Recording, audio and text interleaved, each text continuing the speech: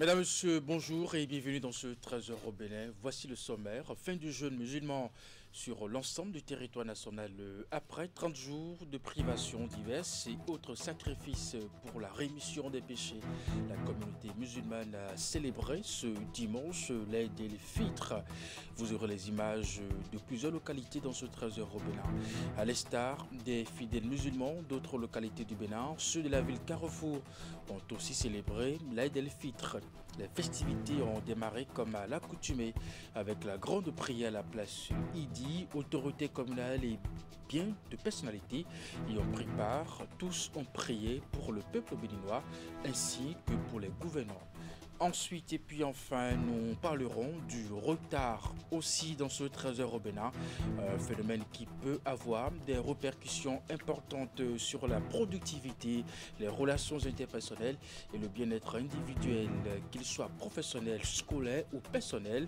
C'est un fléau qui touche de nombreuses personnes au quotidien. Et voilà pour vous le sommaire de cette édition. À nouveau, bonjour et bienvenue. Si vous nous rejoignez sur Canal 3 Télévision, on parle religion, fin du jeûne musulman sur l'ensemble du territoire national après 30 jours de privations diverses et autres sacrifices pour la rémission des péchés. La communauté musulmane a célébré ce dimanche, vous le savez, l'Aïd el-Fitr à Abomey. Les festivités ont été précédées du grand moment d'action de grâce à d'évocation d'Allah. Imaï Telena Moussou, Georges Vaudounon pour les précisions. À la place Idi d'Abomey ce dimanche, c'est la grande affluence. Les disciples de Mahomet se sont retrouvés pour une fois encore implorer le Tout-Puissant. Cette prière vient lancer les réjouissances de l'Aïd el-Fitr.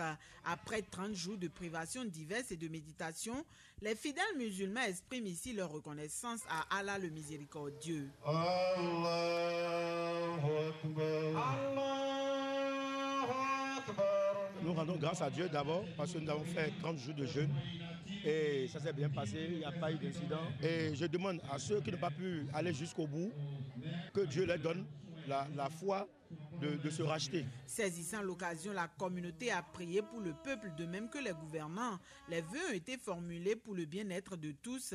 Mais avant, dans son sermon, l'imam a particulièrement invité chacun à la culture du pardon et de la tolérance. Le pardon, quelles que soient les conditions, il faut pardonner quand même. Parce que c'est ça, c'est sur le pardon que repose tout le reste. C'était notre message. On a parlé beaucoup de pardon et lorsqu'on est brimé, n'importe comment il faut pardonner. C'est le pardon. Rien que le pardon. S'il n'y a pas le pardon, rien ne peut marcher. Et je profite de votre micro pour remercier le chef de l'État, Patrice Talon, qui a tout fait pour réconcilier les frères musulmans de la grande mosquée de Porte-Novo.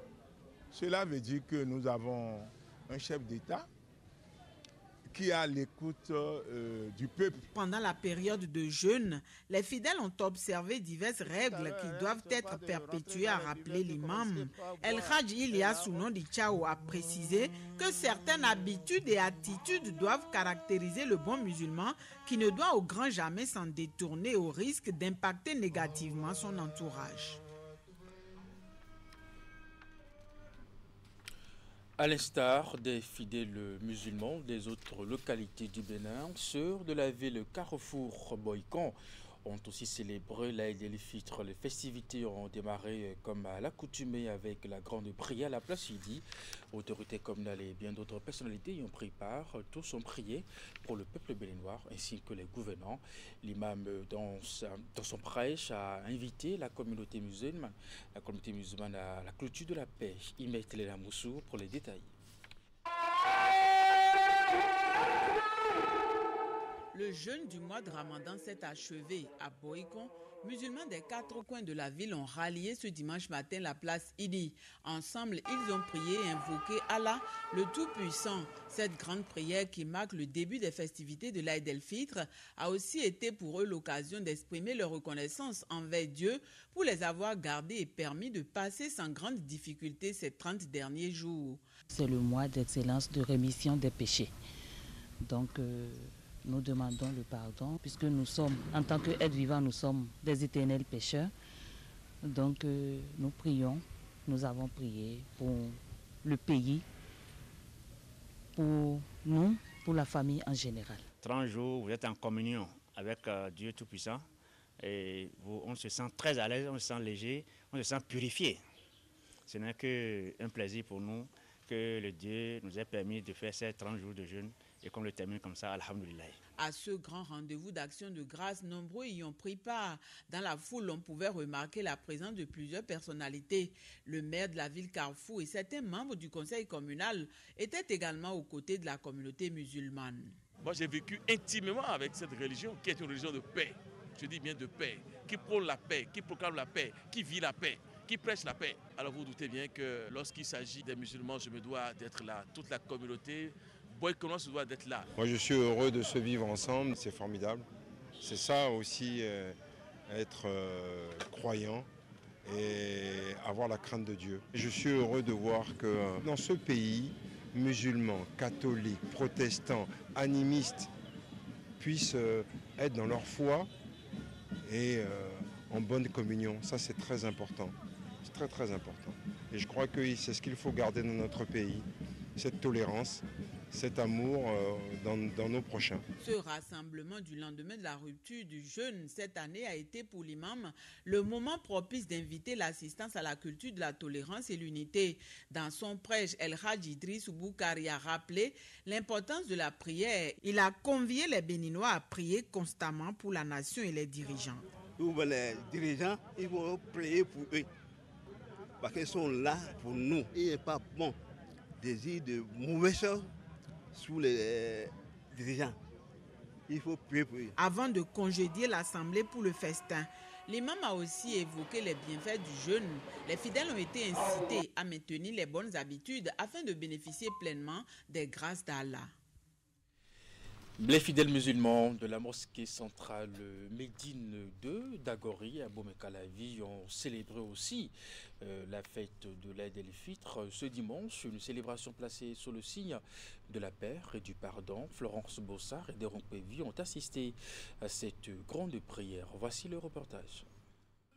Après 29 jours de jeûne, ces fidèles musulmans de la mosquée centrale d'Agori, Plateau, Abomey-Calavi et autres célèbrent ici le Ramadan, un moment de communion avec Allah qui a été une occasion pour l'imam Moutawakil d'inviter ses fidèles et surtout les dirigeants du Bénin à cultiver l'esprit de vivre ensemble. C'est-à-dire, cette fête qu'on a fêtée, c'est pour rappeler aux musulmans, à la communauté musulmane, au peuple béninois, d'être sincère, de se pardonner, de se parler, pour que sans l'unité nationale, la cohésion nationale, le pardon, rien ne peut avancer. Et chaque fois, c'est ça que j'ai dit dans mon sermon. Tant que nous sommes là, et ce sont les coups bas, les vengeances comme se fera, le pays ne va jamais marcher. Et aussi, je suis revenu sur la nation. Quand je fais mes machins, il faut dire la vérité à qui de droit. Ce que le président Patrice fait de bon, on dit qu'il a fait de bon. Ce qu'il a fait, ce qui n'est pas, on lui dit ça.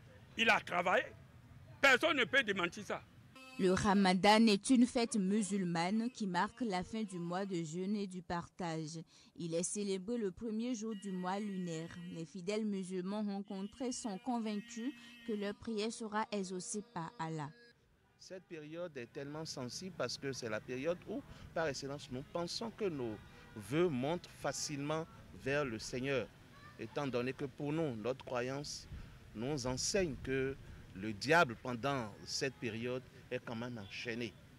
Et si tel est le cas, nous avons foi que toutes les bénédictions, toutes les prières qui ont été formulées à l'endroit de notre cher pays, le Bénin, à l'endroit de nos dirigeants, à l'endroit de nos familles, à l'endroit de nous-mêmes et à l'endroit de notre vie professionnelle, de nos emplois, que tout cela a été exaucé par la grâce de Dieu. Dans son prêche, l'imam El Hadj Moutawakil Boukari a mis l'accent sur le devoir de solidarité, la tolérance et la paix, et surtout à l'orée des élections générales de 2026 au Bénin. Et ça se poursuit, la communauté musulmane du monde entier, tout comme celle de Godomé, a fêté le mois béni de Ramadan sur le terrain de Godomé. Sur cette place Idi, hommes, femmes et enfants ont imploré Allah sous la direction de l'imam de la mosquée centrale de Godomé. Dans son prêche, il a invité les fidèles au respect strict des prescriptions de l'islam. Voici les images. Moment de retrouvailles des fidèles musulmans après 30 jours de jeûne.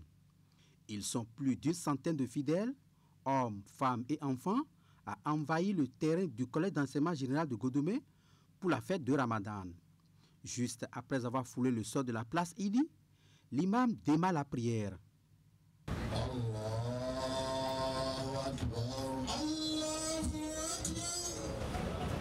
Après ce moment solennel, tous prêtent une attention particulière au message de l'imam. Selon ce dernier, tout ce qui est défendu hier est possible aujourd'hui. Ce que vous devez connaître est que aujourd'hui, nous sommes vivants, forts et capables de travailler, de suivre la voie de Dieu, de prier, de faire les prières quotidiennes, de jeûner, obligatoire et surrogatoire. Aujourd'hui, c'est possible pour nous de faire les œuvres sociales. Aujourd'hui, c'est possible pour nous de se repentir et de s'embarrasser à la loi de Dieu.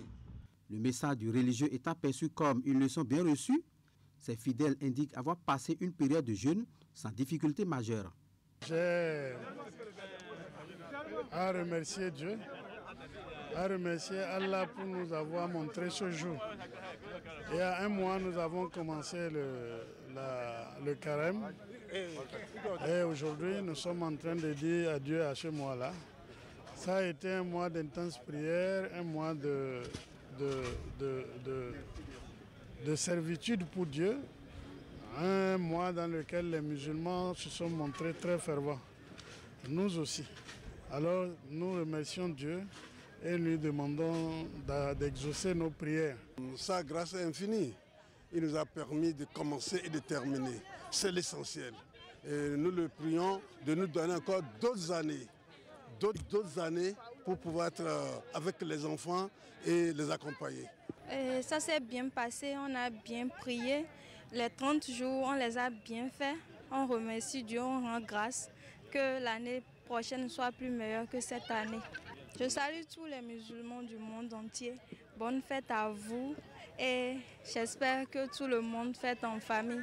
Ceux qui n'ont pas la chance de fêter en famille aussi, je vous souhaite bonne fête. L'imam a adressé une prière à toutes les autorités pour des élections générales apaisées de 2026 au Bénin. Il exhorte les fidèles au jeûne de 6 jours supplémentaires nécessaires, équivalent à celui d'1 an. Et c'est donc fini la période de jeûne musulman. Ce dimanche, le Ramadan est célébré sur les différentes places Idi à travers la grande prière qui rassemble les fidèles musulmans, les fidèles de la mosquée d'éducation islamique d'Akpapa à Cotonou, ensemble avec l'imam, remercier Allah pour ses bienfaits et surtout implorer sa clémence pour que la paix et le pardon règnent à jamais au sein des fidèles musulmans. Tidi Goudalo, Moufid Sabouran pour le reportage. C'est un grand jour pour les fidèles musulmans qui prennent d'assaut cette place Idi pour l'ultime prière qui marque la rupture de plusieurs jours de jeûne et surtout de partage. L'arrivée sur place de l'imam Ilyas Abdourahman Adamou donne le top d'un moment de prière et de reconnaissance à Allah pour ses bienfaits.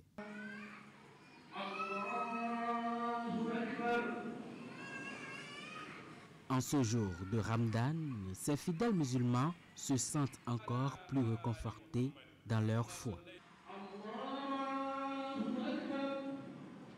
On est en joie d'avoir fêté et on remercie Dieu et on prie beaucoup pour le président de la République qui termine bien son mandat. Je remercie le bon Dieu qui nous a permis de célébrer ce jour. C'est un sentiment de soulagement, de fierté d'avoir accompli l'un des piliers de l'islam. J'ai prié pour nos dirigeants, en particulier notre président de la République. J'ai prié pour que la paix surtout dans notre pays. Le sermon de l'imam met ici un point d'honneur sur le pardon et la paix, deux aptitudes que doit promouvoir le musulman dans son entourage. Il insiste par la suite sur ce que doit être le comportement du fidèle musulman après le jeûne. On a jeûné 29 jours cette année et nous remercions Allah subhanahu wa ta'ala d'avoir nous permettre d'avoir le courage et la force pour accomplir vraiment des voies qu'il nous a demandé de faire. Et on a prié avec les fidèles et vraiment on est toujours ensemble, la communauté musulmane et la population de notre cher pays, que la paix règne dans notre Bénin et que la paix aussi et bénédiction d'Allah subhanahu wa ta'ala soit sur nous. Voilà donc les sages conseils de l'imam de la mosquée d'éducation islamique d'Akbakba à Cotonou. L'étape de prière étant franchie, la fête se poursuit dans les maisons, dans l'allégresse et dans la joie pour fidèles et non fidèles musulmans. Et puis dans la suite de cette édition, le retard, qu'il soit professionnel, scolaire ou personnel, c'est un fléau qui touche de nombreuses personnes au quotidien. Un phénomène qui peut avoir des répercussions importantes sur la productivité, les relations interpersonnelles et le bien-être de l'individu. Ultansia Rodonou, José Ayaka ont abordé ici quelques mesures pour combattre ce mal. Florence Bossard. Le retard, un phénomène qui touche tous les aspects de notre quotidien, est un mal souvent sous-estimé, mais aux conséquences multiples. Que ce soit dans le cadre professionnel, scolaire ou personnel, il ne se limite pas à un simple décalage horaire. Il peut en réalité être le reflet de nombreux facteurs de la mauvaise gestion du temps. L'année dernière, j'avais une manipulation au niveau de trucs là, au niveau de la face, c'est-à-dire je vais aller manipuler au laboratoire. Donc je disais, je vais quitter la maison à 7h30. Or, j'avais le TP à 8h. Donc je me disais, de 7h30 à 8h, ça fait un intervalle de 30 minutes. Donc je puisse y atteindre déjà la destination. Donc vu tout ça là, bon, je restais à la maison et je ne me pressais pas. Donc rapidement, je suis sur la voie où il est 8h. Or, le TP doit commencer à 8h00. Donc, je me suis couru, j'ai fait tout et je suis venu. Mais les laborantins m'ont dit que c'est désolé, qu'ils n'ont plus d'autres choses à me faire que de revenir l'année prochaine. Le retard est négativement perçu dans de nombreux contextes et surtout du point de vue social. C'est tellement intégré dans nos comportements, dans nos pratiques, dans nos vies sociales que beaucoup se demandent, mais si on ne peut pas, ou si c'est le Béninois qui est né comme ça, ou si c'est l'Africain qui est né comme ça. Donc cela traduit un peu la perception a posteriori négative, mais qui se traduit par une sorte de perception positive parce que, comme l'a dit l'autre, une habitude qui devient répétitive devient une sorte de réalité, ça devient un comportement acceptable par la société. Je ne dis pas que le retard est accepté, non.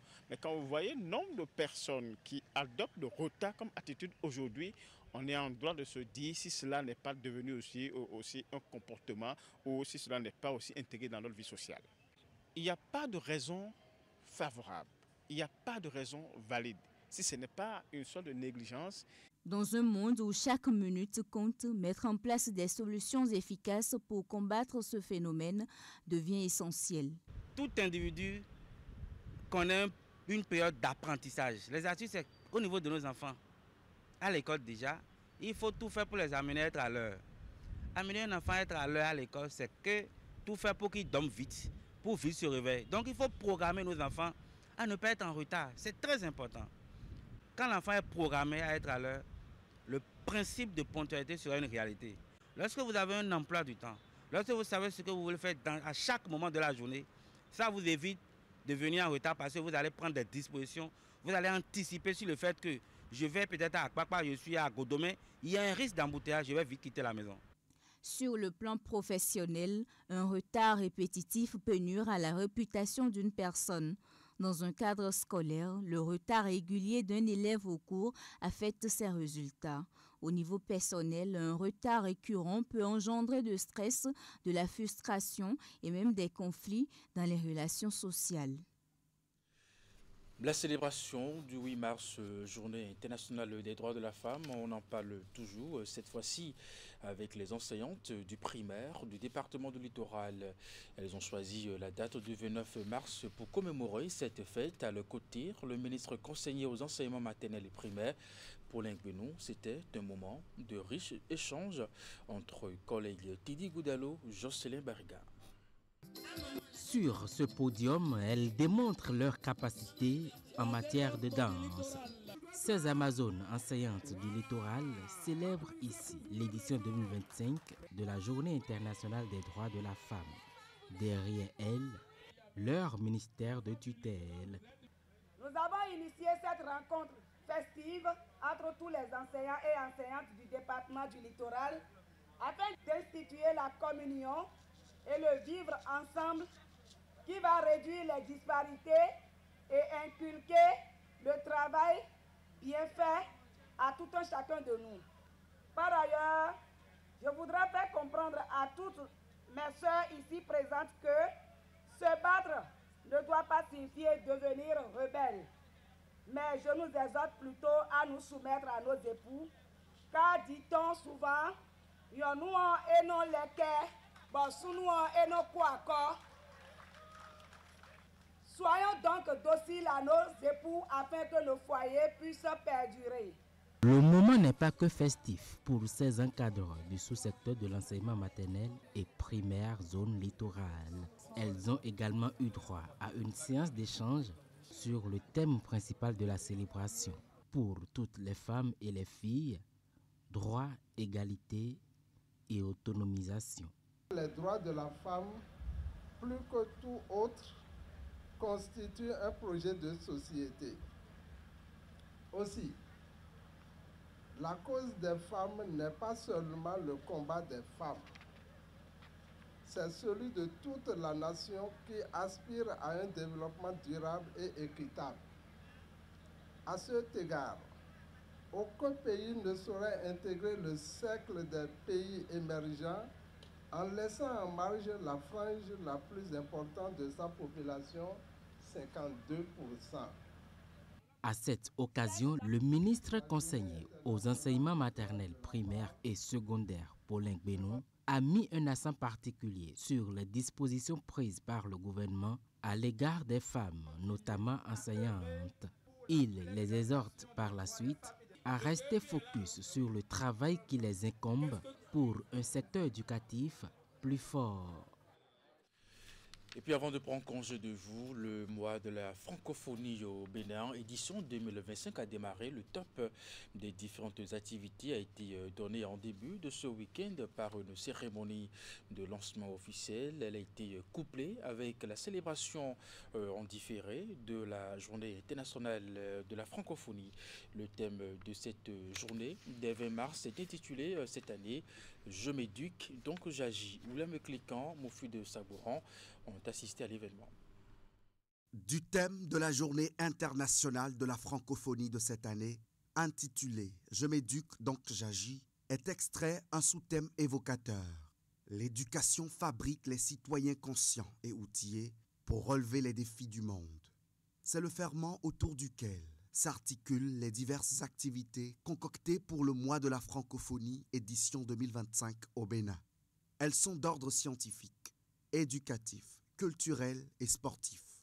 Ce thème illustre parfaitement les ambitions de la francophonie en faveur du savoir et de la transmission indispensable dans un monde en perpétuelle mutation.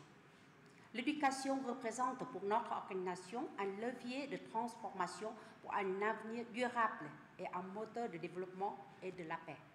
Cette cérémonie de lancement a été présidée par le ministre des Affaires étrangères, Olusegun Adjadi Bakari. Célébrer le 20 mars, c'est marquer l'arrêt nécessaire devant les progrès réalisés dans le temps, les différents programmes et projets mis en œuvre ici au Bénin au profit des populations.